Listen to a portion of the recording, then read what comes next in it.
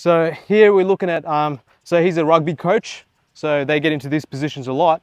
And we look at the principles of how it functions in this case, which is similar to like could be a double leg takedown.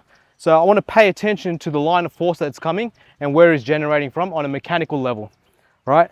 So whatever I feel, the first step is I drop the hip, stretch the spine, which activates the biotensegrity, which his balance falls through my fascia. Now he's hovering off my base. So I do that again. As he's coming in, I can get him off me easily because his balance falls forward, right? Yeah? And then we have to speed this up as a drill to get good at it.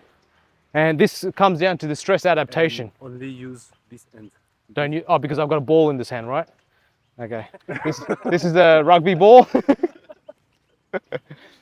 So as he's coming, so I go, right? So I drop the hip, stretch the spine, and then pull his balance out that way so it doesn't get me. One more. So I'm trying to go this way. So this is the magnetic.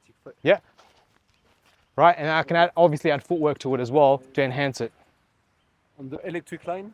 So the electric line, we have to be a bit more careful, so come a bit slower because the force goes back into their spine, right? So if you have any spine issues, don't do this one. So I send this force back, which is a bit more challenging.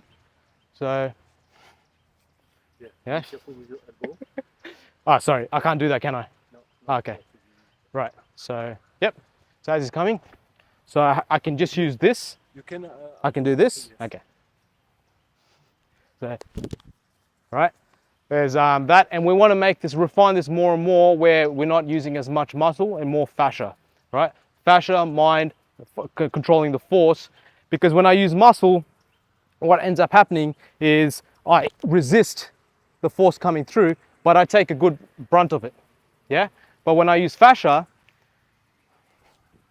it bounces off me because fascia is elastic in nature, right? Fascia is elastic in nature. But the most difficult part about this is stress adaptation, right? It's easy to figure out in a compliant environment, and that's where you should start. And then you incrementally add the stress required for whatever your purpose is. So for rugby, when you're teaching, you don't want to go straight to a takedown. You want to see, okay, let's pay attention to the lines of force, where their mind is, where their intention is, and then relax that, and then start working through the fascial web. And then you increase the stress incrementally, adapt to it, and then you're able to perform it into whatever aspects you want, rugby, martial arts, jiu-jitsu, whatever it is. Make sense?